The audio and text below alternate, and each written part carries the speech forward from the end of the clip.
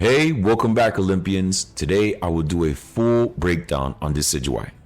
I'll be talking about his stats, his weaknesses, and advantages. Don't miss out on my personal build, the Olympic build. First, like in my previous breakdown video, we must learn his passive. Learning your Pokemon's passive is to learn their playstyle and positioning. In Decidueye's case, his passive is true through all of his evolutions. Long Reach. Long Reach allows Decidueye to deal 20% increased damage to distant enemies. Straight away, this lets me know Decidueye wants to keep away and zone.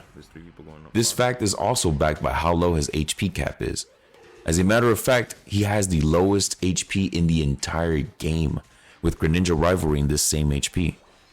All this does not necessarily mean that Decidueye is totally obsolete. Remember, Decidueye is naturally a ranged Pokemon. This gives you what I like to call your second passive. Having the range advantage over all melee characters, this means you control the neutral game through and through. Decidueye increases the speed of basic attacks by 3% for a short time after one hits. This effect can stack up to 4 times. With every third activation of this effect, basic attacks become boosted attacks for a short time. These boosted attacks fire more quills, but the damage dealt by each quill is decreased. Melee Pokemons will burn all of their resources just to get close, so they can simply get KO'd as a reward for their struggles. From level 1 to 3, you learn Leafage and Astonish. Let's start with Leafage. Leafage is on an 8-second cooldown and it hits as an AoE. Deals damage in a cone for a short time after using this move. Decidueye's attack is increased by 10% and auto attack speed is increased by 25% for 3 seconds. Astonish is on an 8-second cooldown, and it's a sure hit.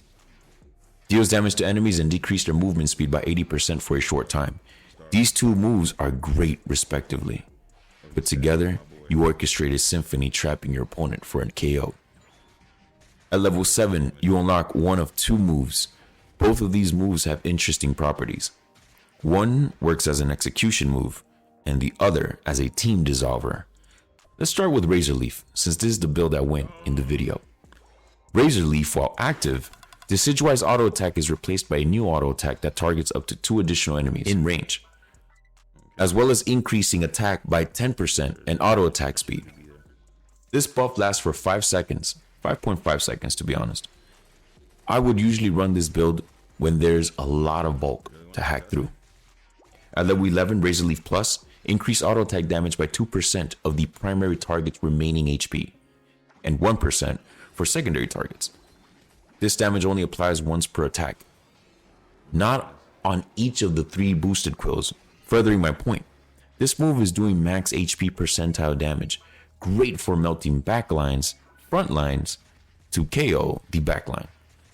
As nice as this sounds, Spirit Shackle was by far the best build for Decidueye. Allow me to explain. Spirit Shackle is on an 8.5 second cooldown, and it's a ranged attack. Spirit Shackle charges power before firing a large arrow in the designated direction. Damage dealt increases the longer power is charged, with 6 breaking points. Movement speed is decreased by 25% while charging.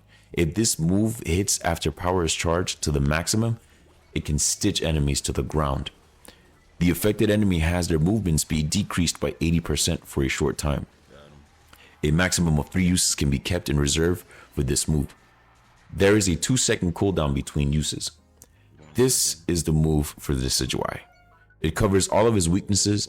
It plays into his advantages by keeping threats away.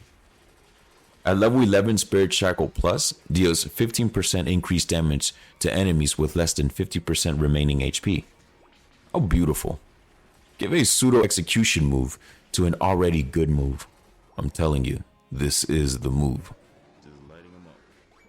At level 8, Leaf Storm is on a 6-second cooldown, and it's a ranged attack.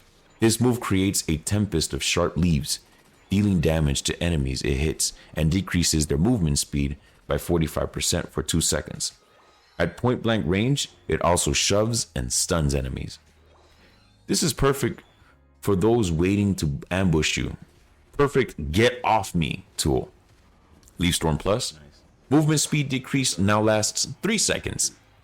This is amazing. This move will actually give you a chance to simply disengage with no real repercussions. Shadow Sneak is amazing. I would say is the better move of both. Sure, it's on a 12-second cooldown, doubling Leaf Storm's cooldown. It's also a sure hit. This move will also scope out enemies waiting to ambush, looking to get a KO. This move creates a shadow that takes hold of one enemy in the area of effect, dealing damage and decreasing their movement speed by 30%, decreasing their defenses by 60%, and increasing Decidueye's movement speed by 70% for 3 seconds. This gives you pressure capabilities by constantly repositioning and cornering the enemy, or simply disengage. Shadow Sneak Plus, defense reduction of enemy is increased by 80%. This move will make the enemy team reconsider contesting farm or objectives against you. And finally, Knock Knock, Decidueye's Unite move. When activating this move, you gain 30% movement speed, 30% max HP shields for 6 seconds. This move fires quills in the designated direction, dealing damage to enemies but does not pierce through them. The move ends by unleashing a large quill that deals damage to all enemies. It hits 30% more damage if the target is below 50% HP. While using this move, Decidueye becomes immune to hindrance but is unable to move. Now, let's talk breakdown of the Olympic build. The Olympic build is Muscle Band, Rapid Fire Scarf, and Scope Lens. Muscle Band is for its percentile damage for those high HP enemies. Scope Lens is to heighten my critical rate as well as damage.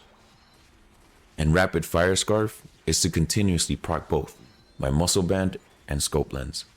That's Decidueye. Like the video? Check out the match right here. Enjoy.